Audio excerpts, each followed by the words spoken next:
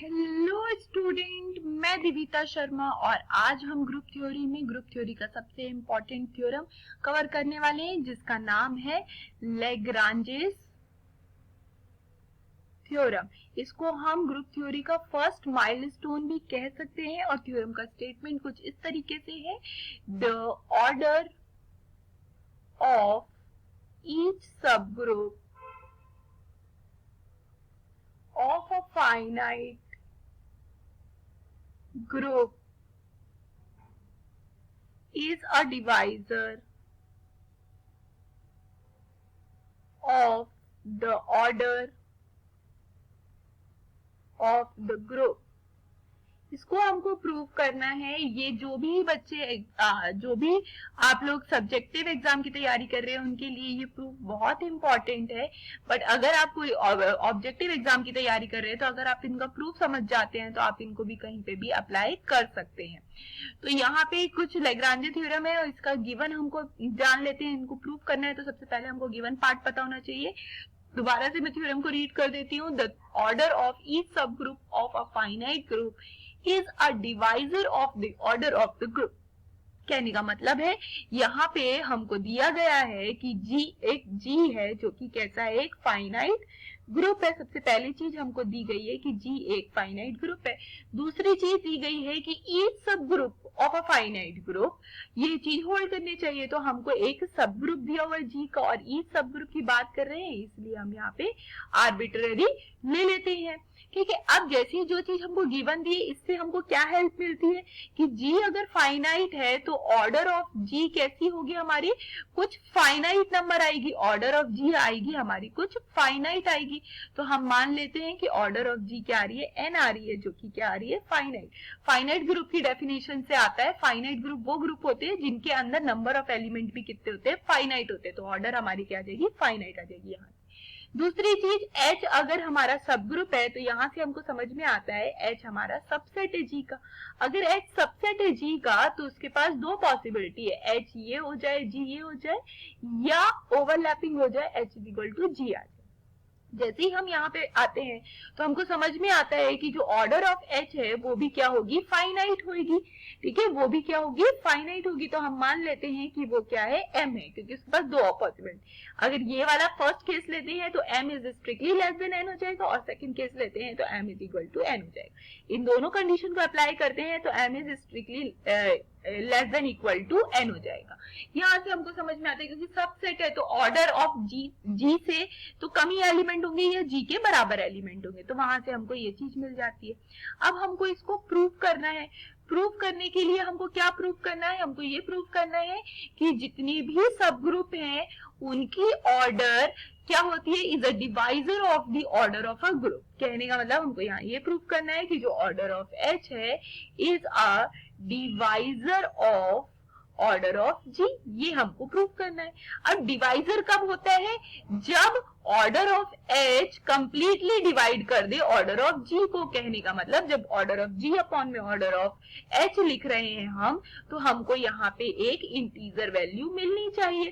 ठीक है, इस इंटीजर अगर यहाँ पे हमको एक इंटीजर वैल्यू मिल जाती है तो हम बोल देंगे ये इसका डिवाइजर है। अगर कंप्लीटली डिवाइड नहीं होगा तो हमको एक फ्रैक्शन वैल्यू मिलेगी। तो हम यहाँ पे इसको प्रूव करने के लिए हम किसकी हेल्प लेने वाले हैं, यहाँ पे हम इसकी हेल्प लेने वाले हैं।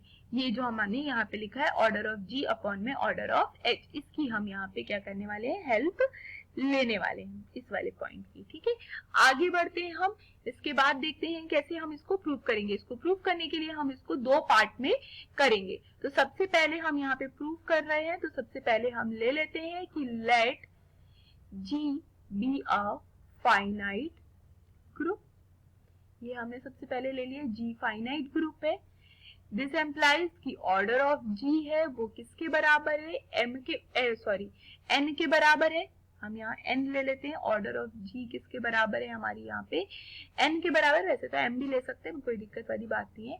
हमने ऑर्डर ऑफ G किसके बराबर ले ली, n के बराबर ले ली। ये कैसे ले लिया, हमने लेट ले लिया। एंड हमको क्या मिल रहा है, H सब ग्रुप मिल रहा है G का। ये भी कैसा है, आर्बिट्ररी सब ग्रुप है। सच दैट किस तरीके से है कि ऑर्डर ऑफ एच भी क्या आ रही है हमारी, एम आ रही है, जो कि अगेन क्या है, फाइनाइट है। अब क्यों फाइनाइट है ये हम पहले अभी समझ के आ चुके हैं। अब हम यहाँ पे कंसीडर करने वाले हैं, consider left coset of H in G. अब हम यहाँ पे एक लेफ्ट कोसेट एच का कंस्ट्रक्ट करने वाले, उसके लिए हमको यहाँ पे एक एलिमेंट चाहिए जी का, जो कि हमने ये ले लिया है, एक एलिमेंट है जी का। देन एच ए क्या बन जाएगा, H A is a left coset of H in G, ये लेफ्ट कोसेट मिल जाएगा हमको। ठीक है, अब यहाँ पे हम देख लेते हैं, तो हमको यहाँ पे मिल रहा है लेट एच, कैपिटल एच हम मान लेते हैं क्या है, H1 comma H2 comma dot dot dot HM। HM तक ही एलिमेंट क्यों ले रहे हैं, क्योंकि हमको दिया हुआ है और हमने माना हुआ है कि ऑर्डर ऑफ H क्या है, M के बराबर है, तो इसके अंदर नंबर ऑफ एलिमेंट कितने होंगे, M होंगे, इसलिए H1 H2 HM। अब इसके अंदर HM तक एलिमेंट है और इसकी ऑर्डर भी M है। दिस एम्प्लाइज हमको मिल रहा है जो HI है वो HJ के बराबर नहीं होगा जब जब IJ के बराबर नहीं होगा। इसका मतलब है दैट इज ऑल HIs जितने हैं वो आर कैसे हैं, डिस्टिंक्ट है। जितने भी HI हैं वो डिस्टिंक्ट है। I कहां से कहां वेरी कर रहा है, 1 से लेके M तक। तो यहाँ से हमको ये समझ में आता है, इसका नाम हम यहाँ पे क्या दे देते हैं, 1 दे देते हैं। इस वाले पॉइंट का नाम हम क्या दे रहे हैं, 1 दे रहे हैं। नेक्स्ट हम इसके बाद क्या कर लेते हैं, एक AH को भी हम यहाँ पे क्या कर लेते हैं, कंस्ट्रक्ट कर लेते हैं। किसको कंस्ट्रक्ट कर लेते हैं, कोसेट, लेफ्ट कोसेट को कंस्ट्रक्ट करते हैं। तो by the definition of left coset A को H के पहले एलिमेंट के साथ ऑपरेट करेंगे, A को H के दूसरे एलिमेंट के साथ, ऐसे ही A को H के सभी एलिमेंट के साथ ऑपरेट करेंगे तो हमको AH मिल जाएगा। अगर आपको कोई भी कोसेट की डेफिनेशन या लेफ्ट कोसेट की डेफिनेशन में कोई भी दिक्कत है तो उसकी डिस्क्रिप्शन बॉक्स में मैं लिंक प्रोवाइड कर दूंगी, जहां पे मैंने आपको कोसेट की डेफिनेशन, लेफ्ट कोसेट की डेफिनेशन अच्छे से समझाई हुई है, तो वहां से भी आप इसको चेकआउट कर सकते हैं। यहां से हमको ये समझ में आ गया। अब हमको यहाँ पे firstly we shall prove that, अब हम यहाँ पे प्रूव करने वाले हैं, we shall prove that cardinality of AH is equal to the order of H is equal to the M।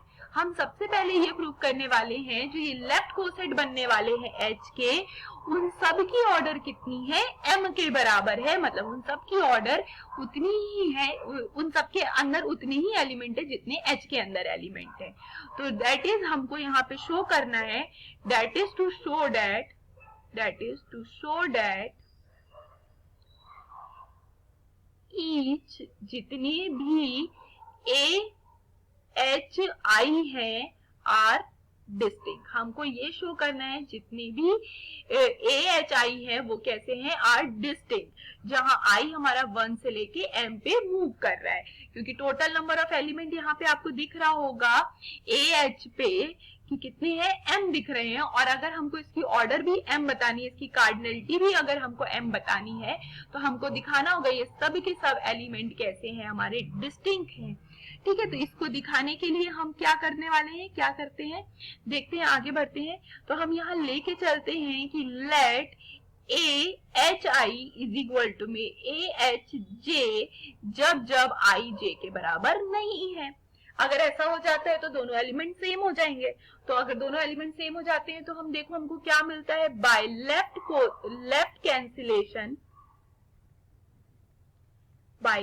Cancellation law हमको मिल जाएगा कि HI is equal to HJ जब जब whenever I is not equal to J, जो कि एक contradiction है, which is a contradiction। किस कंडीशन का कॉन्ट्रडिक्शन है, कॉन्ट्रडिक्शन ऑफ फर्स्ट, जो कि हमने यहाँ पे लिखा हुआ था कि ये वाला जो हमने लिखा था, ये जो फर्स्ट पॉइंट हमने लिखा था, इसका कॉन्ट्रडिक्शन है।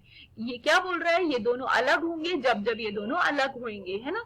कभी भी HI HJ के बराबर नहीं होगा जब जब I J के बराबर नहीं होगा। मतलब कभी भी दोनों एक दूसरे के बराबर नहीं होंगे जब I और J दोनों डिफरेंट होंगे। इस तरीके से हमारे पास, और ये इस चीज का क्या कर रहा है, कॉन्ट्रडिक्शन कर रहा है। इसका मतलब है hence we get that, hence हमको मिल गया कि AHI is not equal to AHJ whenever I is not equal to J।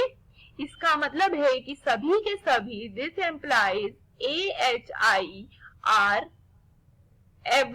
for every नहीं मतलब जितने भी each AHI are distinct, each AHI are distinct जहां पे I 1 से लेके M तक मूव कर रहा है। ठीक है, यहां से हमको समझ में आता है this implies the cardinality of AH कितनी हो गई, M के बराबर हो गई। ये हमको यहाँ पे प्रूफ करना था, इसका पॉइंट नंबर 2 दे देते हैं। ये हमको यहाँ पे दिखाना था कि जो कार्डिनलिटी ऑफ AH है वो ऑर्डर ऑफ H के बराबर है जो कि M है। तो यहाँ से हमारा ये चीज प्रूफ हो जाता है। ये फर्स्ट पार्ट हमारा प्रूफ हो गया। नेक्स्ट हम यहाँ पे आ जाते हैं सेकंड पार्ट पे। सेकंड पार्ट हमको करना है, तो सेकंड पार्ट करने के लिए हमको पता है, नाउ वी नो दैट, हमको क्या पता है, we know that we can decomposed group G into finite number of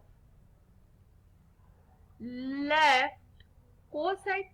हम finite number of left coset में G को क्या कर सकते हैं, डिकम्पोज कर सकते हैं। क्यों कर पा रहे हैं हम, क्योंकि हमको यहाँ पे थ्योरम पता है कि जो AH होता है वो या तो BH के बिल्कुल बराबर होता है या फिर AH बिल्कुल ही डिस्टिंक्ट होता है या डिसजॉइंट होता है। इस तरीके से हम देख पा रहे हैं H के जितने भी कोसेट हैं वो या तो आइडेंटिकल होंगे या डिसजॉइंट होंगे। इसलिए हम G को finite number of left coset में क्या कर पा रहे हैं, डिकम्पोज कर पा रहे हैं। तो अगर हम डिकम्पोज कर पा रहे हैं तो लेट हम मान लेते हैं, लेट द नंबर ऑफ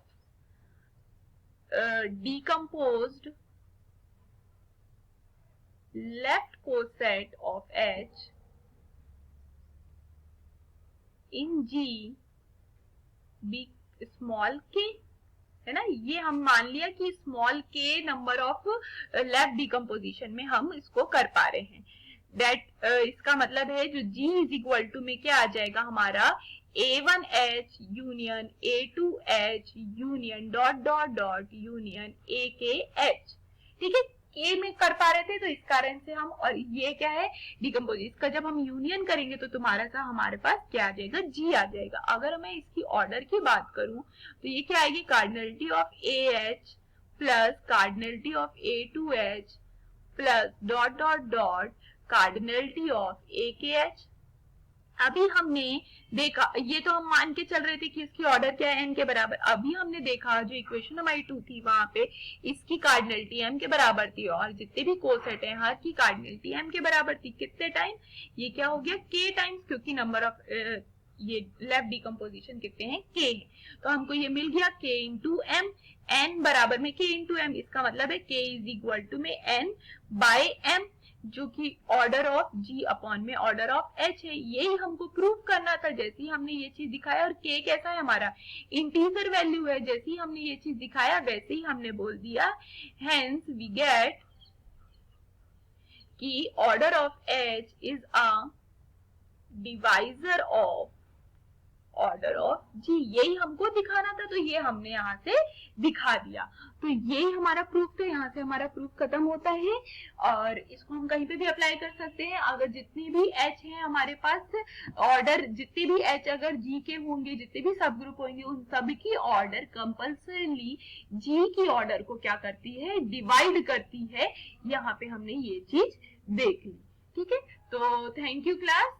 अगर आपको मेरे पढ़ाए हुए लेक्चर समझ में आ रहे हैं और इस तरीके के और भी थ्योरम्स के आप प्रूफ देखना चाहते हैं तो प्लीज चैनल को लाइक कीजिए, सब्सक्राइब कीजिए, अपने फ्रेंड्स के साथ जरूर शेयर कीजिए ताकि ये सब ज्यादा से ज्यादा लोग पढ़ सके और अपने डाउट्स क्लियर कर सके। नेक्स्ट क्लास में हम कुछ और थ्योरम, जो इम्पोर्टेंट थ्योरम है कोसेट के, वो कवर करने वाले हैं। तो आप बने रहिए चैनल के साथ। Thank you.